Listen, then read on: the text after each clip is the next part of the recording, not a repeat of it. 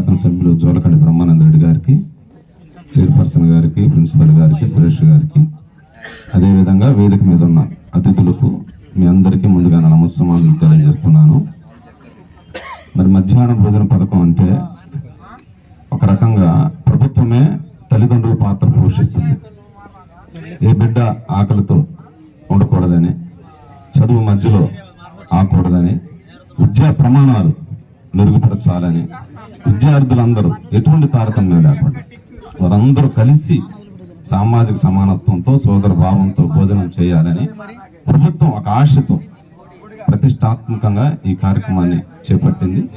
ఆ దిశగా విద్యార్థులందరూ ఆలోచించాలి. మరి గతంలో పెద్దవారు సమయంలో వారాలు చేసుకుని చదువుకునేవారట. ఎవరో ఒకరు సహృదులు భోజనం పెడితే దాన్ని తీసుకుంటూ చదువుకునేవారట.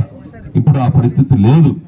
పేద విద్యార్థులు ఎక్కడ తమ ఆత్మాభిమానాన్ని, ఆత్మగౌరవాన్ని చంపుకోకుండా ప్రభుత్వమే ఆ దిశగా వారికి అటువంటి వసతులు కల్పిస్తుంది. కాబట్టి విద్యార్థులు కూడా ఆలోచించాలి.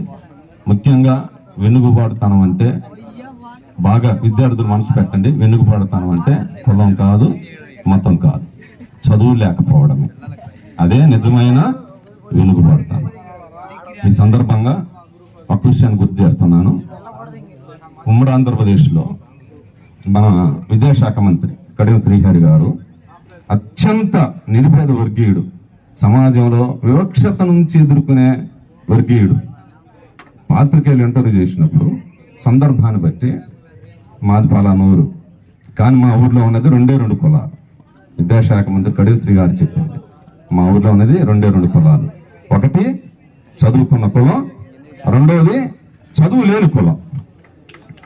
అత్యంత వివక్షత గురైనటువంటి శ్రీహరి గారిని ఆ ఊర్లో ఉండబట్టి పటేళ్ళు, పట్వారీలు, రెడ్డి కమ్యూనిటీ, చౌదరి కమ్యూనిటీ అందరూ సంయుక్తంగా ఘనంగా గొప్పగా గుర్రాన్ని ఎక్కించి ఊరేగింపు పెళ్లి చేశారంట. అంటే అంతటి ఘనత, అంతటి గౌరవం, అంతటి మర్యాద వివక్ష నుండి ఎదుర్కొన్న కడియం శ్రీహరి ఎలా పొందారంటే కేవలం చదువు వల్లనే. అటువంటి చదువు మీరందరూ చదువుకోవాలి.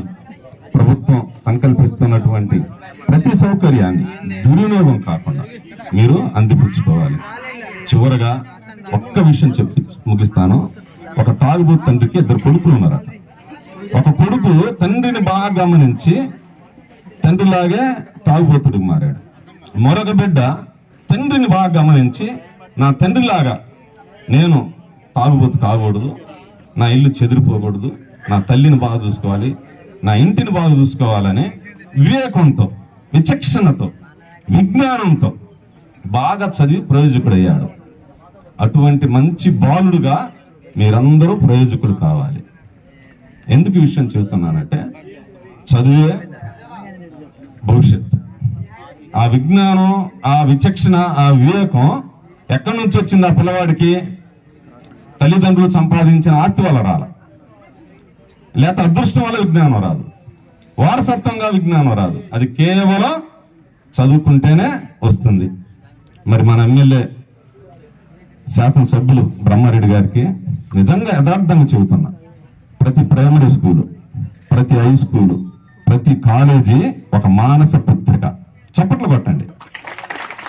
ఎందుకు ఈ విషయం చెబుతున్నానంటే ఎమ్మెల్యే గారు ప్రోగ్రాంకి వచ్చిందాక కూడా మనకు తెలియదు. నిజంగా మనసాక్షితో చెబుతున్నా, తెలియదు. ఏం వచ్చారా? వచ్చారుగా, అప్పుడుదా తెలియదు. ఎందుకంటే ఎమ్మెల్యే గారు వచ్చే ముందు బాణాసంచ ఉండదు, టపాసులు ఉండవు, ఊరేగింపు ఉండదు, దండలు ఉండవు, శాలువాలు ఉండవు, బొకేలు ఉండవు. అంటే ప్రజా జీవితం ఎంత నిరాడంబరంగా ఉంటుందో మనం ఆలోచించాలి, ఆదర్శం కూడా తీసుకోవాలి. వాటికి పెట్టే వేస్ట్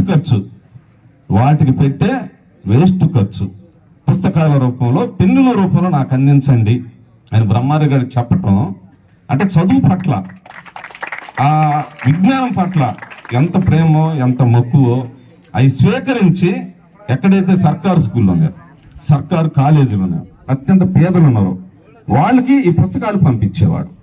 ఎందుకంటే చదువుని ఎవడు దొంగిలించలేడు, విజ్ఞానం ఎవడు దోచుకోలేడు.